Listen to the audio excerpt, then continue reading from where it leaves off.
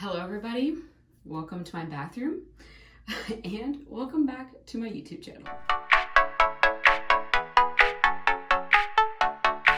So I'm going a little bit different today. I'm gonna do the Q&A. I asked you guys questions yesterday. By the way, I'm putting some argan oil on my freshly washed hair. And I was like, Q&A, I've done one before. And honestly, it's kind of boring when people just sit there and talk. And I was like, I don't want to be boring. It's not me. I don't want to be boring. So I was like, why not do like a get ready with me? And I was like, I don't do that because I just don't get ready that often enough to warrant a get ready with me. So here I am.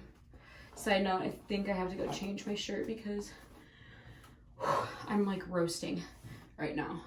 So I just put this argan oil on, brushed my hair out as you saw. And we're gonna do this Q&A. So all about wedding planning. Post shower I'm going to do. So the first question was when I'm getting married, which is July 2nd. If you don't know, now you know. We postponed due to lovely COVID. And so we pushed our wedding back almost a year, about 10 and a half months. Yeah, because we were supposed to get married on August 15th, 2020. So now we're getting married on July 2nd. We got engaged on May 18th, 2019, which seems so freaking long ago. By the way, I just put on this Get Toned from Tula. I just love it because it picks up all the dirt out of my pores. I think that's what it's supposed to do. And then after that, I put on the Glow Complex from Onyx and Rose, my favorite skincare. Another question was when we got engaged and how. So that was May 18th, 2019 in Chicago. Last thing I'm putting on my skin is Do the Most, also from Onyx and Rose. It's just a daytime moisturizer. So we went to Chicago to go to this workout with Orange Theory to raise money for ALS. And it was a workout at Wrigley Field. And I had no idea it was coming. Absolutely no idea. Very caught off guard. And plus, Ken's not a very public person.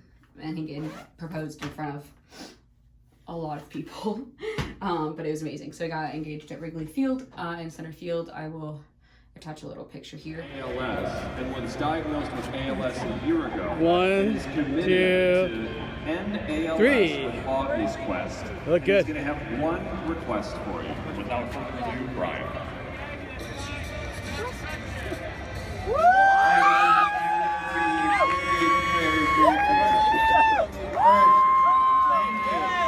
That was insane and amazing. I hope you guys will go out of here and talk about the fight. When I was diagnosed 2 years ago, they gave me 6 months and a 3-year-old. I'm still here. And every day I wake up warm. It was the most amazing thing ever. Okay, well, I'm feeling so much better. That was hot. Sorry, I'm gonna have to remember to show you guys what I'm putting on. So I'm putting on Tarte. It's the Timeless Smoothing Primer. Don't at me, I don't know if you're supposed to do this with your fingers. As you'll notice, I'm not into beauty and anything involving that. So, going off these questions, someone asked if I helped pick out the ring or if it was a complete surprise. 1010% it was a complete surprise. I had absolutely no idea. So Kaden did a really good job. And I love my ring. It's not actually on right now. But I don't like to wear it when I work because I touch weights and I don't want to scuff it. But yeah, it was an absolute complete surprise and I wouldn't have it any other way. I didn't want to go ring shopping. I didn't want to be involved. I loved the element of surprise. Someone asked about themes, colors chosen. So because we got engaged so long ago, I planned the wedding naturally like right smack when we got engaged. Like literally 2 weeks we had a venue and everything already all done, which was nice. I was just so excited. Also, I'm putting on this Tarte Amazonian Clay Full Coverage Foundation. And I do have a makeup brush for this one. So the bridesmaids, well, I recently wanted to change, but because we had to push back, all my bridesmaids already had their dresses, which, you know, they were on top of it, so thank you. But we're doing blush pink for the bridal, the bridesmaids dresses, and then the groomsmen will have matching ties, and Caden's is a matching tie, but it's in floral print. And then the rest of it, I'm just keeping very simple, gold accents, and then white and kind of just greenery. So nothing over the top, very simple. I'm just very simple. I don't want anything extravagant, just simplicity, and also just to save money because weddings are so ridiculously expensive. I had a lot of questions about like wedding splurges, and to be honest, I don't think that we're splurging on anything. I just put on this foundation, Shape Tape Powder Foundation. So we aren't really splurging on anything. The thing that we like decided both was like we'd rather have like a freaking amazing honeymoon. So we're going on a 2-week honeymoon and kind of splurging probably on that more than our wedding because like it's one day. And like a lot of the things we're doing are like we're getting for a deal. Like we know our videographer, I know our bartender. So if anything, I would say I splurge on makeup, but even then, not that much. Now I'm putting on some Hotel Heiress Tarte blush. No, bronzer? I don't know makeup. So yeah, not really much. And then someone else asked what was like a must-have on our wedding day. And I asked Caden this when I saw this question. And I was like, what do you think my answer is? And he was like, margaritas. And I was like, 1000% yes. So that was like one thing. We were like, we both wanted hard alcohol because I legit hate going to a wedding and there's only wine. Because like, I just personally don't think wine can be, you can have a good time, but the next day is not a good time. So I wanted something, not that the next day with tequila is a fun time either, but I think it's more fun than wine. But I just wanted to have tacos and chips and guac, and we both wanted margaritas. So that was like a non-negotiable. And then another thing, I'm putting on guys deodorant. It's not like aluminum free, but dude, that stuff makes your armpits smell, and this really helps me. Anyways, another thing we talked about with our DJ when we first booked him, he was like, not that we weren't going to go with him, but we met with him prior to like ask him questions and stuff. And he was like, some people will pay $100 to $200 per centerpiece. That's like mind-boggling to me. But they'll want to pay like $500 for a DJ. And we were like, that doesn't seem right. All right. The next question, someone asked, what are you looking forward to most about being married? I don't know how to answer this because really, if you don't know already, we bought a house in December of 2019. So we already lived together. We've lived together since 2017. And so, and we started sharing finances once we bought the house. So like, essentially, we're like not married, but we are. So I can't say like living together, or honestly, it's probably just going to be that we can do joint taxes. Answer to that, probably just change, like just actually finally being married. Yeah, I don't know, that's a really hard question, but basically we're kind of already married, so I don't know how to answer that. Maybe, I don't know. Good question though. I don't know if this is a hot tip or if it's like a good thing to do, but my friend in high school heated up her eyelash curler. So it's kind of like it curled it. So now I do that.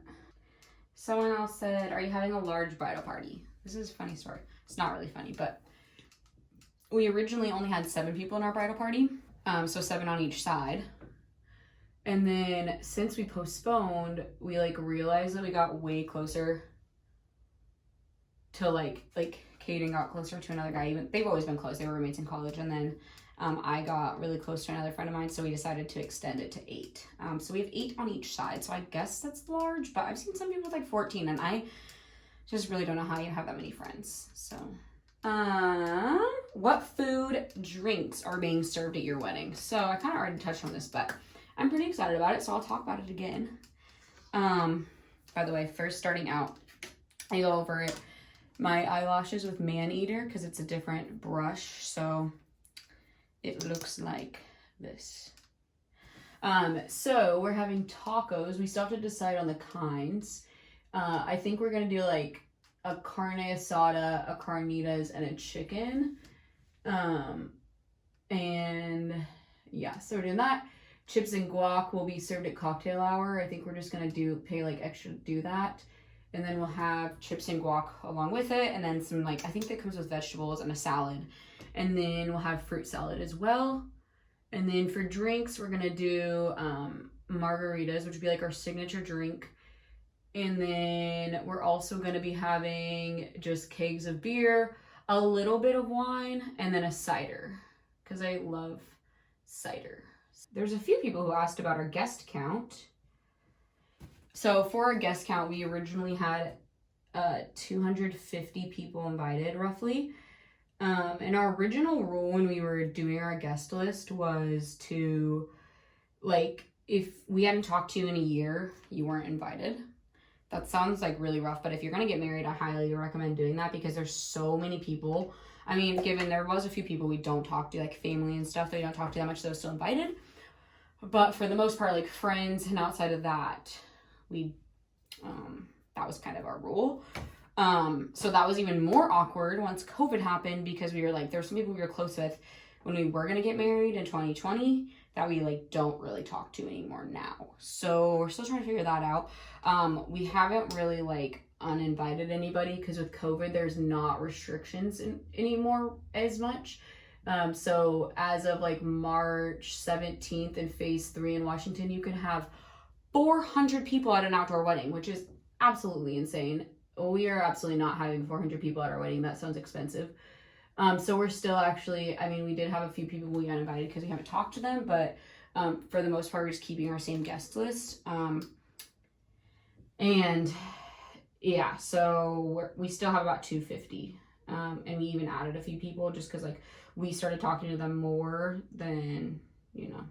So it's really hard when you postpone. You have to like uninvite, reinvite, or like invite more people. So that's odd. And then before I didn't like factor in +1s for all of our wedding party, like the ones that were single. So had to go back and change that. So it's been a really fun time. But yeah, we should still have about 250 invited. So we're kind of hoping that under 200 come. We'll see. Did you fight about amount of guests? Not even engaged, and it's an issue for us. Not really.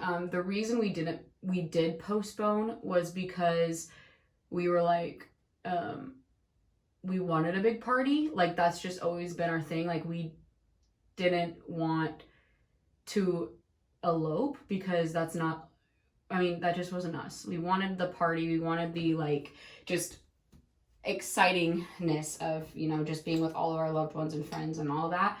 And so we did not fight about the guest list.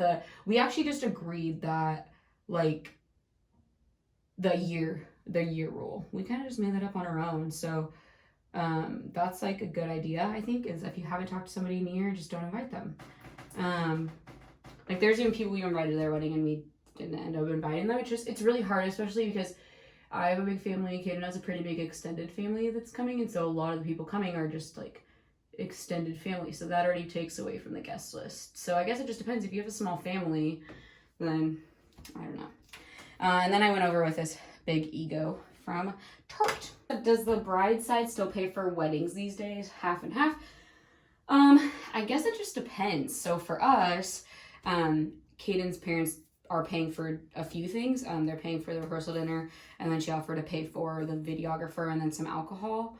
And then my parents are paying for the rest. And then, I mean, there might be some things we paid for, but for the most part, it was largely my family. So I don't know, but I guess it varies maybe. Kind of just depends. But yes, my parents are paying for a good amount. The wedding detail you're most excited about.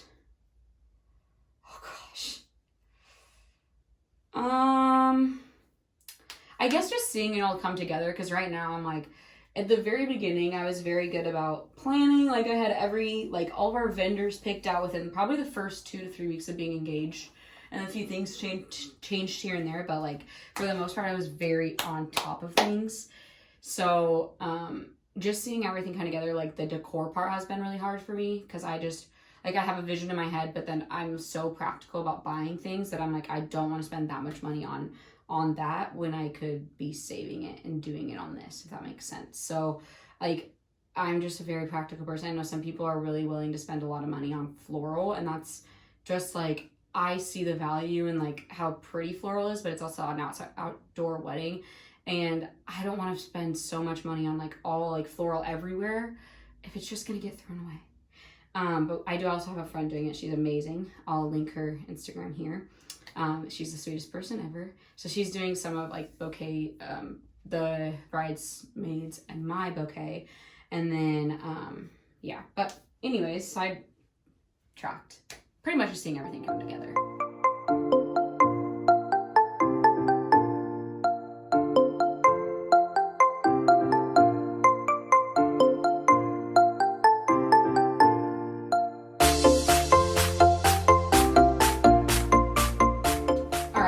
Back to the splurging question, because as I was blow drying my hair, I thought of things. So one thing I think we are splurging on technically is alcohol, because we're doing hard alcohol. So I would say that's like a splurge item, I guess. And then I was gonna say that we're deciding not to splurge on a few things. Also, I'm gonna use this highlight. It's the Stunner from Tarte. We aren't doing party favors, because I think that's, like, super stupid. No offense to anybody who did it, but, like, any wedding that I've ever been to that has party favors, half people don't even take them. And you just basically throw them away. We are doing cups that are, like, personalized. And then I'm going to do this stay spray. But we are doing, like, cups that are personalized to us, even though our bartender provides them. So I guess that's also, like, a splurge item, but I thought it was kind of a cute idea. So that's something people forget to plan that has crossed your mind. I think I'm the opposite of this. I'm probably the person who forgets things. Because I was really into wedding planning at the beginning, and then when you have to postpone, it's just really hard to, like, get back into the swing of things and pick back up where you left off and, like, remember where you left off at, if that makes sense. So that's been really hard. That's been a for sure challenge. But something I feel like I keep remembering that we have to have transportation. So we're staying in a hotel about 40 minutes away from our venue. And so we have to figure out how to get there. Everything, you know, just like Uber excelling or Uber luxurying it. Versus, like, using a company, because I feel like it'll just be cheaper and it's not that far. We also have about asking somebody to take us, but a lot of people we would probably ask, one, will be drinking, and we don't want them to have to, like, worry about not having a good time, and also want them to be safe. And then the other part of it is we don't want to inconvenience anybody. And then something else, I feel like, stamps. Don't forget to factor that in, because stamps are freaking expensive. But we saved, so I just bought, like, a template for invites on Etsy. Found a template that I liked, and then they allow you to use, like, your own information. So you just download the template and can edit it. Some are through, like, a thing actually called, like, template.com. And then I used catprint.com to print them, and I will use that for, like, our little menu placement on our plates. So that's kind of nice. I saved a lot of money on invites that way, and then I'll just have to I bought envelopes, and then I used my own calligraphy on it. But yeah, stamps are expensive. We just bought 2 books of them at Costco. They're the flower ones, and it was like $54.75 for 100. So we had to buy 2 of them because of the return stamps, which we are doing because it stresses me out to have people do it online. I know it's probably more convenient, but it just stresses me out. So yeah, I guess those are things you maybe just don't think about. and I don't know, there's probably things I don't think about. So if there's things that I haven't mentioned here, maybe comment them below so I can like stress out more about them. I'm just kidding. I'm not really that stressed. If anything, I'm like the opposite of stressed, which is probably even like concerning because we're like almost exactly 3 months away. So it's fine. And then what are some of the biggest challenges you've faced planning a wedding with COVID? Well, the first challenge was like deciding to postpone, but once we did, we felt like so much better about it. Like it was just like very relieving. So that, and then I would just say the biggest thing was the guest list and the phases. So for those of you who don't live in Washington State, I hope your state is a little bit more, you know, less crazy than Washington, because it's just been so slow here. And it's been really frustrating. I get why.